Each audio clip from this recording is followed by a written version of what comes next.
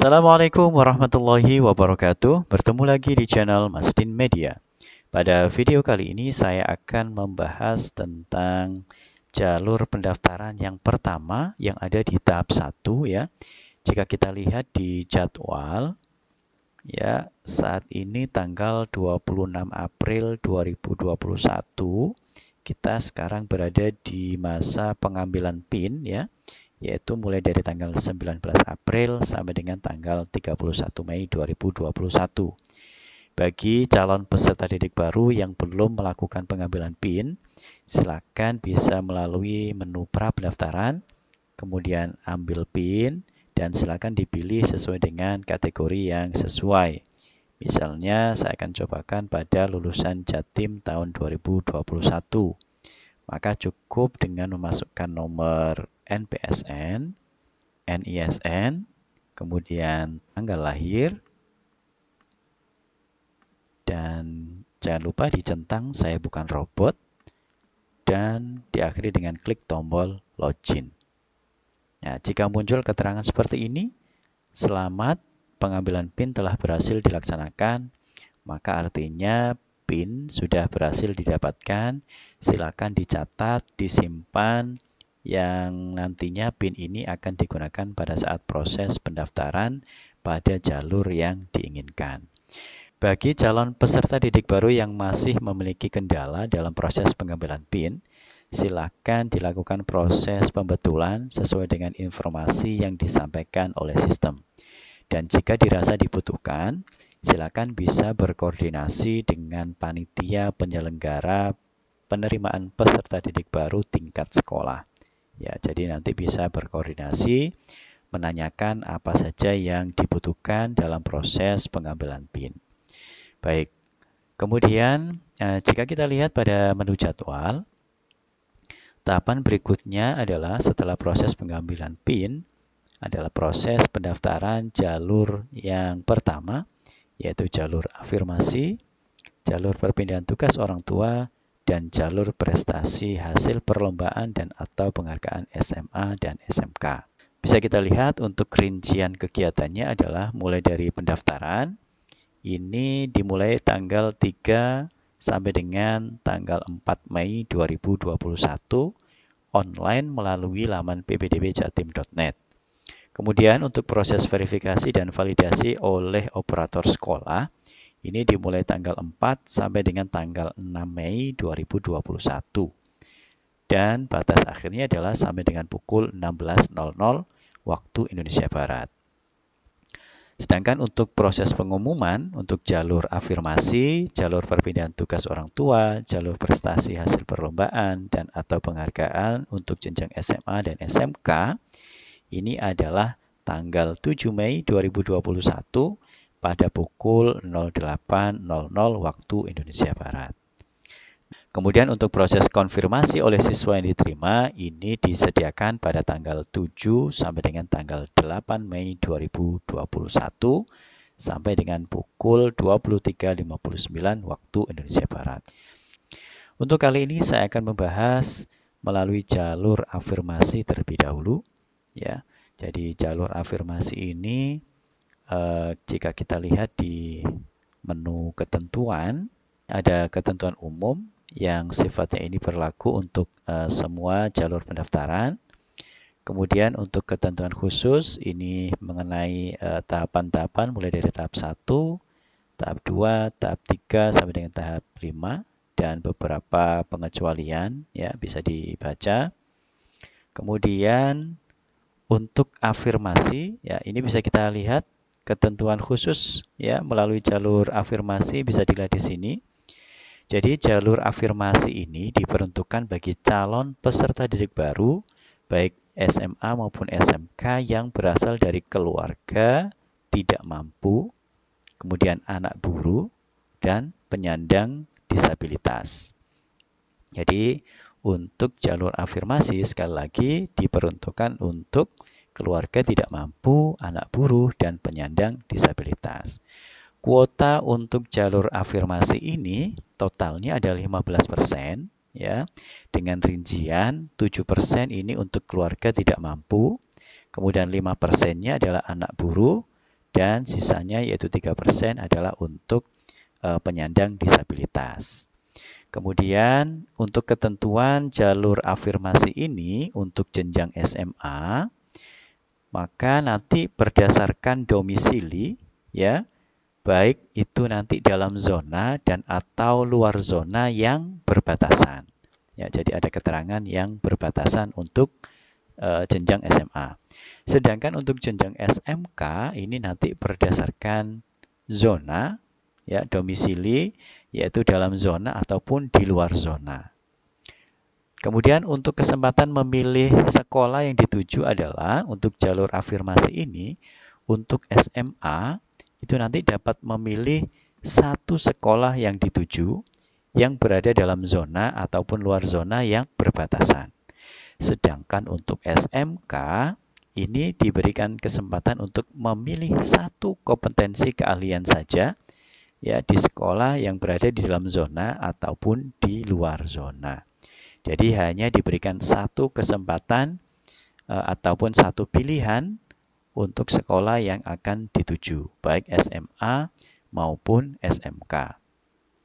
Kemudian untuk keterangan yang lain bahwa jalur afirmasi ini dari yang keluarga tidak mampu, ini nanti dapat dibuktikan dengan kartu-kartu sebagai berikut. Bisa berupa kartu KIP, atau KIS, atau KKS, atau PKH, atau KBBNT, atau program bantuan pemerintah daerah yang lain. Ya, kemudian sebagai bukti keikutsertaan, ini nanti bisa dicek ya, bisa kita lihat di juknis yang diedarkan oleh pemerintah Provinsi Jawa Timur, khususnya dari Dinas Pendidikan. Ada keterangan bahwa untuk KIP ini bisa dilihat di situs pip.kemdikbud.go.id. Sedangkan untuk KIS, KKS, PKH, kemudian KBBNT, kemudian yang terakhir adalah bantuan sosial tunai, ini bisa dicek di laman dtks.kemensos.go.id. Ya, ini akan saya contohkan. Untuk tampilan PIP kemdikbud.go.id adalah sebagai berikut ya. Jadi seperti ini. Ini adalah laman resmi pip.kemdikbud.go.id, program Indonesia Pintar. Nah, di sini nanti calon peserta didik baru bisa istilahnya cek ya, cek data apakah termasuk penerima PIP atau tidak. Jadi cukup dengan masukkan nomor NISN, kemudian tanggal lahir, dan nama ibu kandung, kemudian diklik tombol cari. Nanti akan ada muncul keterangan bahwa dinyatakan sebagai penerima atau tidak. Oke, kemudian untuk yang dari Kemensos, ya, baik KIS maupun KKS ataupun yang lain, bisa dicek di laman dtks.kemensos.go.id. Oke, kemudian saya lanjutkan ke PPDB Jateng tadi. Jadi bisa dibuktikan dengan beberapa bukti tadi ya, beberapa fotokopi kartu istilahnya sebagai bukti pendukung bahwa merupakan keluarga tidak mampu. Nah, kemudian jika beberapa kartu yang dipersyaratkan ini tidak dipunyai, jika memang betul-betul merupakan keluarga tidak mampu, bisa digantikan dengan poin nomor 6 yang seperti ini. Jadi apabila poin nomor 5 tidak terpenuhi, dapat menggunakan surat keterangan miskin atau surat keterangan tidak mampu dari kelurahan atau desa. Jadi nanti ada stempel kepala desa atau lurah ya yang bisa disertakan dalam proses pendaftaran jalur afirmasi. Kemudian untuk khusus yang dari keluarga buruh, selain bukti-bukti yang di atas tadi juga bisa menambahkan ini ya, yaitu surat tanda atau surat keterangan keanggotaan asosiasi buruh yang dimiliki oleh orang tua ataupun walinya. Ya, jadi sekali lagi untuk yang khusus untuk jalur keluarga buruh bisa menambahkan surat atau tanda keanggotaan asosiasi buruh. Kemudian selanjutnya, calon peserta didik baru yang berasal dari keluarga tidak mampu dan anak buruh wajib menyertakan surat pernyataan dari orang tua peserta didik baru yang menyatakan bersedia diproses secara hukum jika terbukti memalsukan bukti keikutsertaan dalam program penanganan keluarga tidak mampu. Jadi diharapkan nanti tidak ada proses pemalsuan di dalam proses pendaftaran jalur afirmasi ini. Kemudian poin nomor 9, dalam hal terdapat dugaan pemalsuan bukti keikutsertaan peserta didik dalam program penanganan keluarga tidak mampu, sebagaimana dimaksud pada nomor 8, ini nanti pemerintah daerah wajib melakukan verifikasi data dan lapangan serta menindaklanjuti hasil verifikasi sesuai dengan ketentuan peraturan perundang-undangan.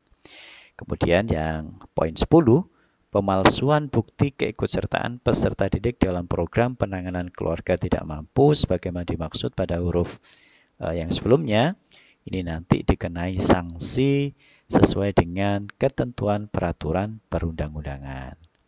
Ya, jadi jangan sampai itu dilakukan ya. Kemudian nomor 11, calon peserta didik baru dari penyandang disabilitas ini diperuntukkan bagi calon peserta didik kategori disabilitas yang ringan dan mempunyai hasil asesmen awal yaitu asesmen fisik atau psikologis, akademik, fungsional, sensorik, dan motorik oleh psikolog, psikiater, dokter spesialis, atau kepala sekolah asal yang menerangkan bahwa kelompok difabel siswa ini telah menyelesaikan pendidikan jenjang SMP ataupun SMP LB. Ya, jadi ini khusus untuk yang penyandang disabilitas. Kemudian layanan bagi penyandang disabilitas ini diprioritaskan pada sekolah yang sudah ditunjuk sesuai dengan surat keputusan Kepala Dinas Pendidikan Provinsi Jawa Timur. Sedangkan sekolah lain dapat menerima calon peserta didik baru sesuai dengan layanan yang ada.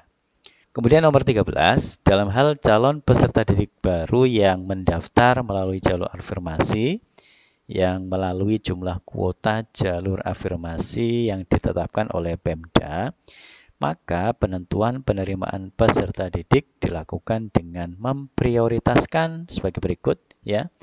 Jarak tempat tinggal calon peserta didik yang terdekat dengan sekolah.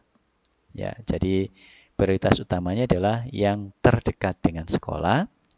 Dan dalam hal kuota jalur afirmasi belum terpenuhi, misalnya belum terpenuhi, maka sisa kuota jalur afirmasi dimasukkan dalam kuota jalur zonasi untuk jenjang SMA dan dimasukkan kuota jalur prestasi nilai akademik untuk jenjang SMK. Jadi untuk jalur afirmasi ini kuotanya adalah 15%. Jika masih belum terpenuhi, maka sisanya akan dimasukkan pada jalur pendaftaran, jalur zonasi untuk yang SMA, atau untuk jalur prestasi nilai akademik untuk yang jenjang SMK. Jadi ini adalah ketentuan-ketentuan yang harus dipenuhi bagi calon peserta didik baru yang akan mendaftar pada jalur afirmasi. Ya, jadi silakan dipersiapkan betul apa-apa yang dibutuhkan dalam proses pendaftaran sehingga nanti pada tanggal yang sudah ditentukan yaitu tanggal 3 sampai dengan tanggal 4 Mei 2021 maka proses pendaftarannya bisa berjalan dengan lancar tanpa ada kendala apapun. Baik, demikian informasi yang bisa saya sampaikan mengenai PPDB Jatim tahun 2021-2022 untuk jenjang SMA SMK, terutama informasi tentang pendaftaran jalur afirmasi yang kuotanya adalah 15%. Mudah-mudahan bermanfaat dan jangan lupa bagi yang pertama kali berkunjung di channel Masjid Media, silakan mendukung channel ini dengan cara klik subscribe, kemudian like, share informasi ini kepada siapapun jika dirasa bermanfaat, sampaikan pertanyaan ataupun request di kolom komentar, dan sekali lagi mudah-mudahan bermanfaat. Saya akhiri. Assalamualaikum warahmatullahi wabarakatuh.